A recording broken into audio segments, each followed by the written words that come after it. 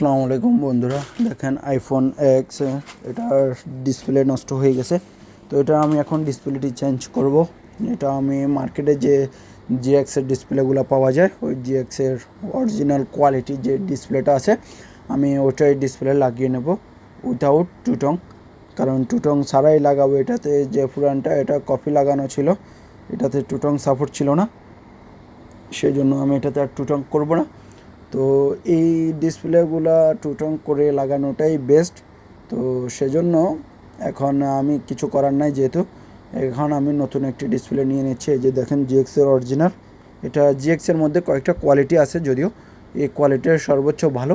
তো আমি এখন ভালোটাই লাগাচ্ছি, কারণ জিনিস ভালো যেহেতু দামও একটু বেশি পড়ে, সেজন্য অনেকে নর্মালগুলো লাগিয়ে নেয় আর অনেকে ভালোটাই খুঁজে। তো এই যে দেখেন আমার এই ডিসপ্লেতে আমি রিঙ্গার বক্সটি লাগিয়ে নিয়েছি সুন্দর করে। তো এখন আমি এটা ফিটিং করে নেব।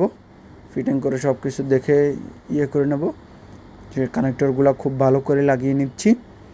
তো এখন আমি এবার স্ক্রু আর কাভারটা লাগিয়ে নেব। Must be important this connector cover. তো এই কাভারগুলো যদি না লাগান, তাহলে অনেক ধরনের সমস্যায় পড়তে হয়, কানেক্ট ডিসকানেক্ট হয়ে যায়। তো সেজন্য এই কাভার অনেকে লাগায় না, তাই আমি বলবো দয়া করে আপনারা এই কাভারগুলো লাগিয়ে নেবেন, চেক করবেন সব কিছু ঠিক থাকলেই তারপর ভালোভাবে ফিটিং করবেন। দেন চার্জ নাই ফোনে। যদি এই ডিসপ্লেগুলো চেক করা লাগে না, এগুলা কয়েক দফা চেক করেই আসে। তো আমি তারপরে চার্জে